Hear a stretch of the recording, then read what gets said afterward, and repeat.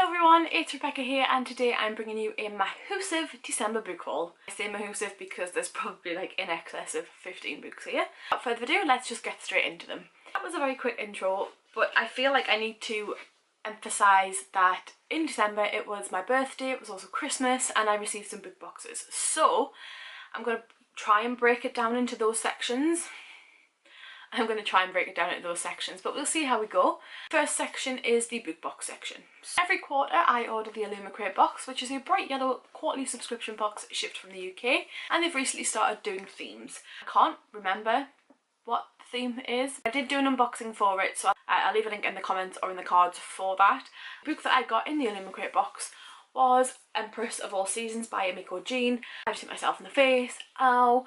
I don't know how to feel about this because a lot of the time I get books from subscription boxes and I never read them. This one I was quite surprised that it was in the box, and I am quite actually looking forward to it, even though I've just said I'm not sure how I feel about it. So hypocritical much. So this follows our main character who lives in a society where monsters are basically killed. Sort of like witchcrafty monsters are basically killed as soon as they're found. And we also follow the idea that there's sort of like a Hunger Games, but the goal at the end is to marry the prince. Kind of. It's a contest basically to win the heart and marry the prince. In order to win this contest, you have to go into the rooms in the palace, spring, summer, autumn and winter rooms, and basically beat whatever's in there, and then you become the prince's betrothed basically. That was a rubbish description. As I said, I explained more about this in the Illumicrate unboxing. I love the colours of this, and it did really excite me when I heard about it. It's got black sprayed edges, which is always nice. This is the exclusive Illumicrate edition, and I can't wait to get around to it. The next few things I have to show you are from December's Fairy Loot box, which theme was dragons, and I'm so there for that. So a lot of people have already unboxed this, so I will probably forget to leave a link down below to where you can get Fairy Loot and the Illumicrate box as well. But I wanted to also share a couple of highlights from the box for myself. I didn't do an unboxing per se because I've been in a bit of a filming slump, but these are my two favourite items from the box other than the books obviously. The first one we have here is a reading journal, and this is from January to June 2019. But my reading rate is that slow. This will probably do me from January 2019 until June 2022. But this actually has sections for each month. It's got nice little quotes as well in there, which is really nice, and it's broken down into your months with a day-by-day breakdown on a week per spread. It's got sort of like month at a glance things, so you can put like your important things in there, like if you're doing any readathons or, you know, adult responsibilities like appointments and stuff. And it's also got a books I read page, which I absolutely love, and it also gives you the list for the book titles that you've read and books you want to buy. Personally, for me, that would be better the other way around because I am terrible. Yes, that's one of just one of the things that I did like. The main event of that big box, which I think everybody loved, was this book sleeve, this Gringotts inspired book sleeve. It is so pretty and definitely not getting used at all. It's basically got a Gringotts quote on there, and it's so pretty. The colours are just absolutely stunning. That was my favourite thing. And then we got two books. Now we got one finished copy and one ARC. The ARC actually doesn't come out until July 2019, so I'm really waiting with bated breath to get around to this because I don't think I should read it straight away. I think I need to wait a little bit. But that is the Stormcrow, and that is by Kaylin Josephson. This was printed exclusively for Fairy Loot. Quoted as Eragon meets Adi Darkin in a thrilling new fantasy debut that follows a fallen princess as she ignites a rebellion to bring back the magical elemental crows that were taken from her people. The proper synopsis, as I said, just so excited to get to this one. I've heard really good things. It seems fairly short. It's like just over 300 pages, so when I get around to it, I'm so excited to get around to it. When I get around to it, I should hopefully read it really quickly, but yes, very excited. The final book in this little section of the boxes is Fire and Heist by Sarah Beth Durst. I've never heard of this. This is basically Werewolves and Dragons Cross, apparently. I'm not sure. I have no idea what this is about. The back of it just says Socialite, Were-Dragon, Thief. The only thing worth stealing is the truth. Dad always says that executing a heist is like a chess game. You plan for every contingency and you have backup plans. Stopping a heist though is entirely different. You have to improvise. I hate improv. I think it's out already and I'm not sure what to make of it, but it's dragons come werewolves and it sounds quite intriguing. Don't know when I'll get to it though. Okay, so that is the book box portion out of the way. Now on to the birthday gifts. My birthday is exactly a week before Christmas and my best friend knows me way too well. She actually bought me a gift bag full of books, including the one I'm currently reading because I'm clever and hip like that. So I'm just going to take these out the bag as in how I pick them up. I have no idea what I'm going to pick up first. Aha, okay. So the first one I have here is The Diviners by Libba Bray.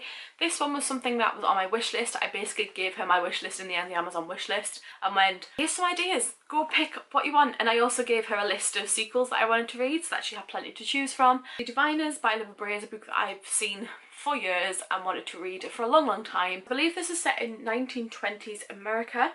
And it follows our main character Evie, who has some sort of mystical power that nobody really knows about until a girl is murdered and she realises her power could actually help that, I believe.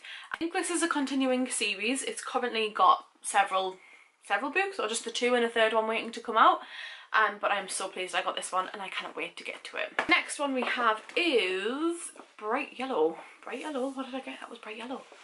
Is The Dry by Jane Harper. So, funny story about this one is that I got Jane Harper's second book for going away with and never got round to it.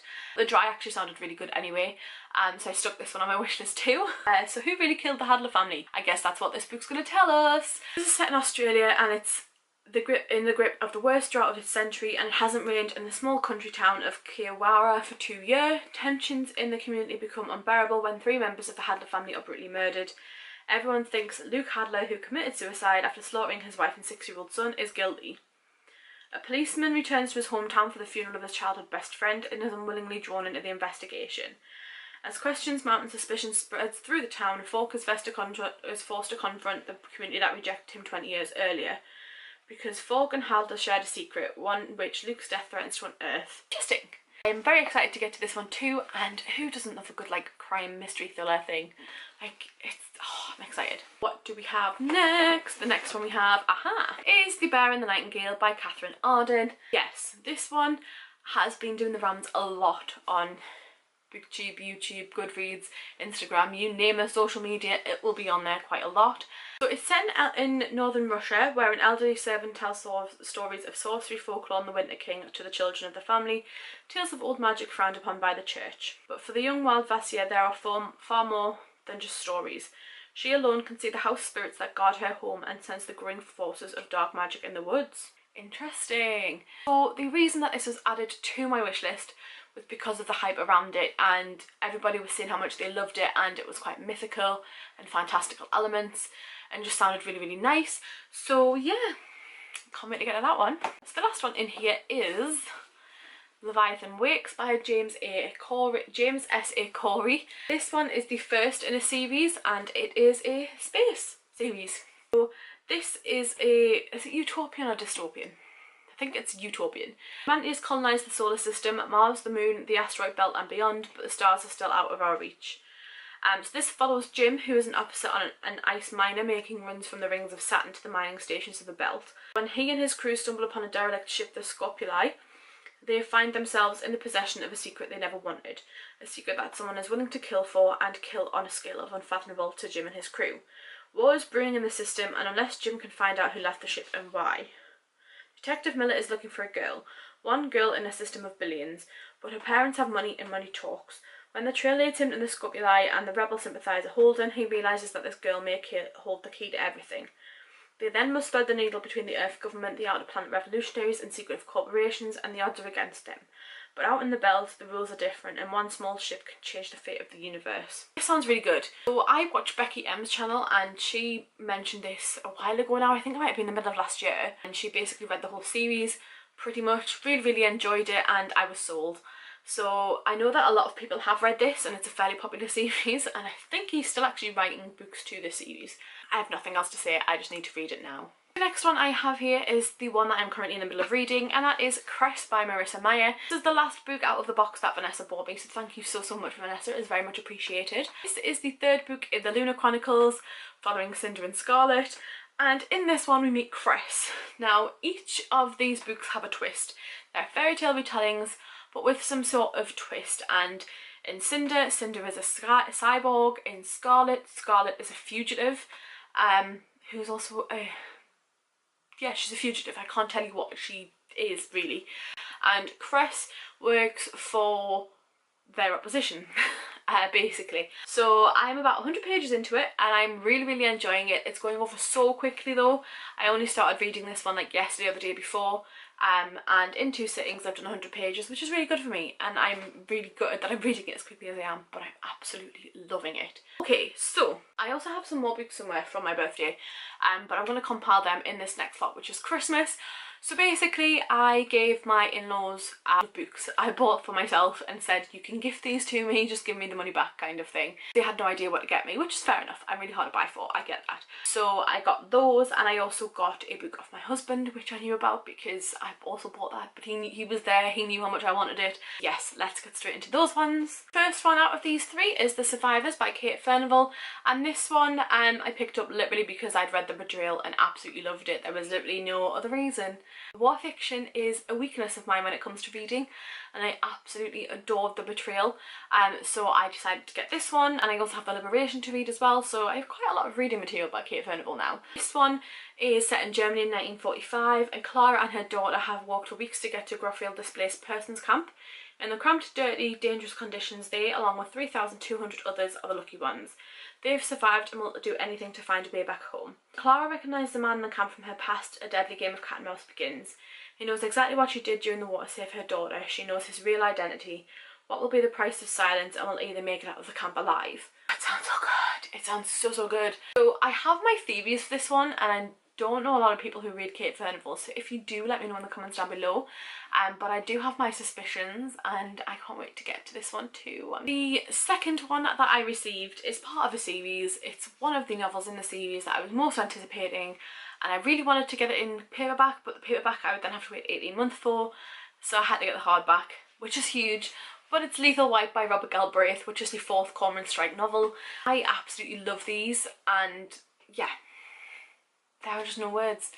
I love Cormoran Strike, I love Robin, I love the stories, I love their character development over the 3 books so far, and I need to read this, but it's a doorstop. It comes in at like 650 pages nearly. It's huge, but I need to read this. I'm just, anything Cormoran Strike related, just sign me up. Just sign me up. Absolutely love it. The last one, which I knew about, was The Crimes of Grindelwald, which I did very weirdly there, by J.K. Rowling, and it's the original screenplay. I know that a lot of people have a severe distaste towards this franchise right now because of the situation with some of the actors and the author in particular, but I don't care. I am one of these people that is complete Harry Potter trash. I will buy it. If it's Harry Potter, I will want it. I'm most likely buy it. Okay, now onto the books that I bought myself. I'm currently on 20 minutes of footage that I need to edit, and I am very much feeling like I'm at the state of the title of my next book, which is Desperation by Stephen King. Already dreading editing this footage, but this was the first one I bought myself. I did go in looking for another book, which is later on in this pile. I did go in to the bookshops looking for another book, but this was on a really good deal and I couldn't really say no, and it's very floppy. I love anything that is like, the world has ended, what will we do now? Oh my goodness, there's a virus that kills people, whatever will we do now? But is there a cure? Like, what on earth? I'm a sucker for those kind of things. That's exactly what this is. Desperation is a previously thriving copper mining town in the middle of the Nevada desert, but it's now eerily abandoned. The last place that travellers like the Carver family and writer Johnny Marinville would expect to be stopped, but Desperation still has a local cop, a unique regulator who patrols the wilderness highway. The secrets buried in Desperation are as terrifying as the forces summoned to encounter them. A powerful transformation has taken place, and the travellers will soon discover the true meaning of desperation. So, I like the idea that there's a guy that's stranded, and this town is stranded and we don't know why. I want to know why. Even if that means that I'm haunted for days, I want to know why this place became, you know, Desperation City. Yes, I don't know when I'll get to it, but I am quite looking forward to it, not gonna lie. Next one is one I've been wanting for years, literally for years, and when I'd read a previous book of a similar size, I was really put off. I'm getting this one mainly because of the size, but people I know that have read it have loved it, and I had a voucher for Christmas from my work Secret Santa, So I was like, heck yes, I'm gonna go buy that big ass book because I need that in my life. And yes, this one has a teeny tiny bit of damage on the top, and I said to him, have you got another book in the back? And he said, no, this is the only edition we have. With it being so big, we only order one, and then when it's sold we order another one. That means that nobody has actually bought this in the months that I've been looking at this, because it's exactly the same damaged copy. That is The Stand by Stephen King. The guy so very kindly knocked some money off this for me because of the fact that it is a little bit damaged, so thank you very much for that, Waterstones, I love yous. But this one is huge. It's the biggest doorstop going. But this one, I know a lot of people that have read this have enjoyed it, and I know it's been very well received. And this one is definitely one of those ones where something terrible happens, some sort of disease happens, and the world goes mad. What happens now? Is there a cure? Is there a fix? And I am there for that. The only concern I have is that I started to read Under the Dome and gave up about 600 pages in because I got bored. Got very political. Very trusted friend, very trusted source says it does get quite political, but we'll give it the benefit of the doubt. It does come in at like 1,300, 1,400 pages. It's huge, but we'll give this the benefit of the doubt, and hopefully we will enjoy it. So this next one I had actually seen on somebody else's Goodreads TBR, and I was like, that sounds interesting. And I had went to pick it up myself and put it back down, and then picked it back up and put it back down. So then I bit the bullet. On the same day that I bought The Stand, I was like, you know what, buying it, because I got such a good bargain with that one. I'm buying it. And that is The Rig by Roger Levy. I don't think this is part of a series, or if it is, it's the first, which is good. This is a sci-fi novel about a desert planet where two boys meet, sparking a friendship that will change human society forever. This sounds exciting, sounds very interesting, and I think I might pick it up fairly soon. This is based on a society where everything is sort of determined in this rig, determined by subscribers who vote, or other users that vote for what you need to do next, or what you can do next. I feel this is going to be a very captivating and terrifying sci-fi experience. I'm excited. I'm really excited. Does it have a map? Why would it have a map, Rebecca? Why would it have a map? It's about a rig, it's not about planets. Why would it have a map? And finally, I can feel the sticker on the front of this one, but we've made it to the last book. Hallelujah! And that is Melmoth by Sarah Perry, and it was on half price. I couldn't not pick it up. I've been wanting to read this one for ages. This is by the author of The Essex Serpent, and this sounds a lot more appealing than The Essex Serpent does, not gonna lie. It's a very shiny cover. Can we take a moment to appreciate that? And look at that! That is so pretty! This follows Helen, who did something she cannot forgive herself for 20 years ago, and has spent every day since barricading herself against its memory. But the sheltered life she has crafted for herself is about to change. A strange manuscript has come into her possession, and its contents have the power to unravel every strand of her fragile safety net. It is filled with testimonies from the darkest chapters of human history, which all record sightings of a tall, silent woman in black with unblinking eyes and bleeding feet. Melmoth, the loneliest being in the world. I'm now terrified. I think I've read the wrong synopsis for this. Condemned to walk the earth forever, she tries to beguile the guilty and lure them away for a lifetime wandering alongside her. Everyone that Melmoth seeks out must make a choice, to live with what they have done or be led into the darkness. Despite her skepticism, Helen can't stop reading or shake the feeling that something or someone is watching her. As her past finally catches up with her, she too must choose which path to take. Exquisitely written and gripping until the very last page, this is a masterpiece of moral complexity, asking us profound questions about mercy, redemption, how to make the best of our conflicted world. I think I read the wrong synopsis because that now sounds terrifying. Unblinking eyes and bleeds from the feet. One of my greatest fears is things that don't blink. Like, it sounds really weird, but if you've watched the Don't Blink episode of Doctor Who a couple of years ago, you will know the seriousness of this. It's scarier than I thought it was going to be. But yeah. What more can I say? It has been very well loved, I'm not going to lie. It has had a very good reception from people who've read it on the booktubes. So hopefully I can get to it soon and it's not as terrifying as it sounds, because I think I'm in for a sleepless night if I do get to this. So there we have it. That is my book haul of mammoth proportions. Will I hide all these in a thumbnail? Possibly. It's possible. But yes, I'm definitely not collecting those up and picking them back up because that's just a lot of effort. Yes, this is about 30 minutes of footage that I now have to hone down on. Good luck to me. With my book haul, have you read any of the books that I've mentioned here? There was a lot, so I'll try and leave links to them all down below. But have you read any of these books? Which ones should I read first other than Cress, which I'm in the middle of? Let me know in the comments and I would love to chat with you there. So thank you all so much for watching and I'll see you all soon. Bye!